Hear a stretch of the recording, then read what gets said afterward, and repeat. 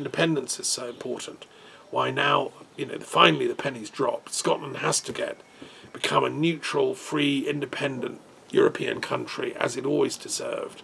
It's had some of the greatest European intellectuals.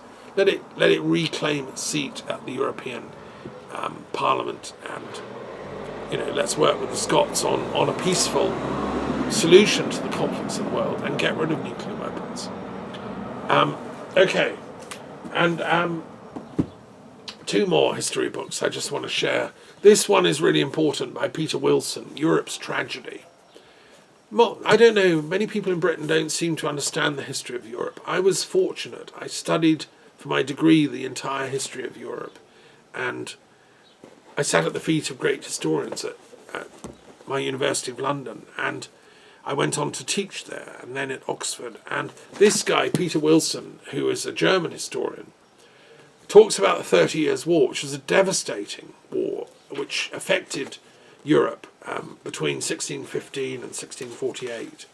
And, basically, it's a really complicated story, but essentially the Catholics and Protestants fell out and they went for it. And everyone took sides, they were arrogant. And instead of resolving it peacefully, which is what they should have done, and getting great thinkers like, there were great thinkers on both sides, could have come together and worked out a peace formula. No, they let the soldiers take to the battlefields. And that's, as a peace druid, that's always a mistake. Don't let the soldiers take over. Don't let the lawyers, take over. Let the peace thinkers take over first. And when you've sorted out the deal, then invite the lawyers in to draft it up. And it took 30 years for the Europeans to realise that actually, this war thing isn't working. We need peace. And they finally came up with the Treaty of Westphalia, which solved the problem, which created the modern European nation-state system. And during this time, the British were doing their own civil war, which was like 30 Years' War in Britain. Similar plot, Catholics versus Protestants, Anglicans versus Protestants, Anglicans helped by Catholics versus Protestants. It was like 30 Years' War, sort of sideshow, but it was horrible. And in my book of Peace Historians, I mentioned all the great thinkers at the time, Lord Clarendon and others, who wrote about the history of the British Civil Wars and tried to stop them through history. Clarendon wrote a history of the Civil War and tried to stop it. My friend Ronald Hutton, Professor of History at Bristol, also, he did his thesis on the Royalist side of the Civil War. And, the tragedy is that Charles never wanted a war. Again, if only he'd been better advised, we could have had peace. And the founder of the Stuart dynasty, James I, absolutely wanted peace in Europe. That was his entire policy. And so when the 30 Years' War broke out in Europe, he was devastated. He was trying to get Catholics and Protestants to live in peace together. But it took slaughter, death, famine, mass killing, for them finally to realise this in 1648 and write up the treaties. Well, there's a 600-page study of all that, which I read, because I'm in lockdown, I've got time. Sorry, it's 900 pages. This is a proper history of the 30 Years' War. If you're bored and you're still on lockdown, get this book off Amazon and read it. Europe's Tragedy. And I promise you, you'll never again swallow the nonsense of Brexit that we the Brits are superior to the Europeans. We should just go our own triumphalist way. No, we're all in this together. We have to make peace together as one big continent. Here's another historian who I greatly respect, Tacitus, one of the great Latin historians who lived from 55 AD to 117. And in this book, The Annals of Imperial Rome, he tried to provide an authentic, objective study of Roman history. He also wrote Germania, which is about the first history, really, of the German people. And he was very interested in culture. He also mentioned, to some extent, Christianity. He wrote up about the horrors of Nero and the stupidity of the dynasty. He was a great writer. Listen to this. The war in Britain was in its 9th year. The reputation of Caractacus had spread beyond the islands and through the neighbouring provinces to Italy itself. These people were curious to see the man who had defied our power for so many years. Even at Rome his name meant something. Besides, the emperor's attempts to glorify himself conferred additional glory on Caractacus in defeat. For the people were summoned as though for a fine spectacle, while the guards stood in arms on the parade ground before their camp. Then there was a march past with Caractacus's petty vassals and the decorations and neck chains and spoils of his foreign wars. Next were displayed his brothers, wife and daughter. Last came King Caractacus himself. The others, frightened, degraded themselves by entreaties. But there was no downcast looks or appeal for mercy from Caractacus. On reaching the dais, he spoke in these terms. Quote, "Had my lineage and rank been accompanied only by moderate success, I should have come to this city as friend rather than prisoner, and you would not have disdained to ally yourself peacefully with one so nobly born, the ruler of so many nations. As it is, humiliation is my lot, glory yours. I had horses, men, arms, wealth. Are you surprised I am sorry to lose them? If you want to rule the world, does it follow that everyone else welcomes enslavement? If I had surrendered without a blow before being brought before you, neither my downfall nor your triumph would have become famous. If you execute me, they will be forgotten. Spare me, and I shall be an everlasting token of your mercy." Claudius responded by pardoning him and his wife and brothers.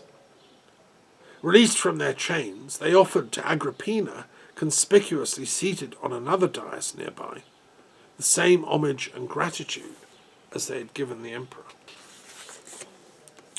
You know, he tells a good story, Tacitus, as should all historians, right? At the end of the day, we should remember history is about sharing stories. Just as I did say from my mother's history book. And, you know, I know lots of stories and I've written some of them down. I keep writing, you know. I believe, like the Theosophists and the Buddhists, that there is an Akashic record. And I believe, like the Quran says, you know, there is a record of all our deeds kept in spiritual kingdoms. But God is the one that has ultimate domination and dominion over it all. And I'm going to finish with just a quote from the Quran, because, as you know, I've done a historical commentary on the Quran, which is an extraordinary book, and I've used all my historical knowledge, so gained over many years of study. I'm then applying it to the study of the Quran, because to me, Muhammad was a genius of transpersonal thinking. He was transcending the conventional view of time, and he was saying, okay, time is ultimately in the hands of God. There's something beyond space and time, certainly beyond power and wealth and horses, like Caractacus said. And in the divine intelligence, which is the word I use to translate the word Allah, in the divine intelligence, there is a dominion over all that we, you know, understand as life, ourselves, everything.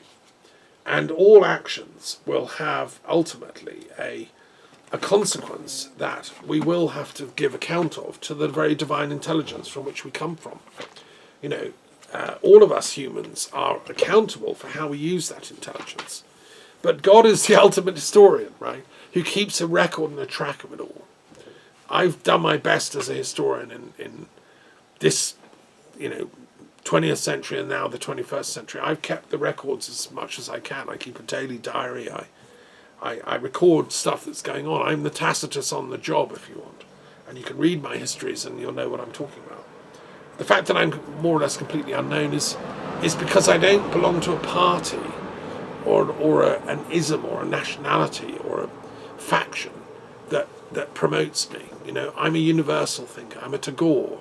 I'm a Gandhi. I'm not into promoting this or that worldview. I'm not an ist. So, you know, do your work, and research for yourself the magic of the search for peace. And I'm looking for this particular surah that I'm doing commentary on at the moment in the Quran, and it's eluding me.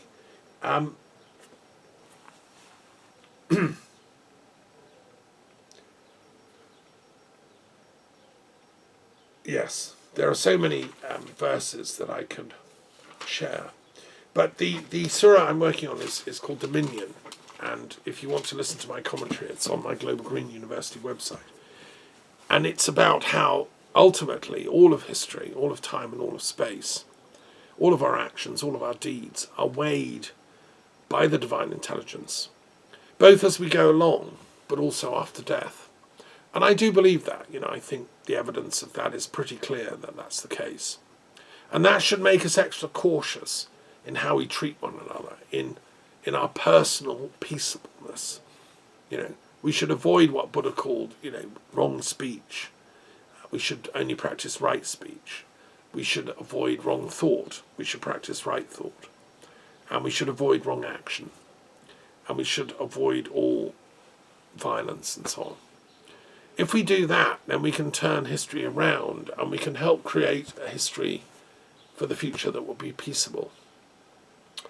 And by demilitarizing the planet, it's quite a big job I've taken on, but then, hey, I'm up for it. As I said, the Hercules dimension of things, Rama and all the other wisdom keepers of the world, we have to work together to demilitarize this planet. Enough war games, enough investment in bioweapons, enough investment in nuclear weapons.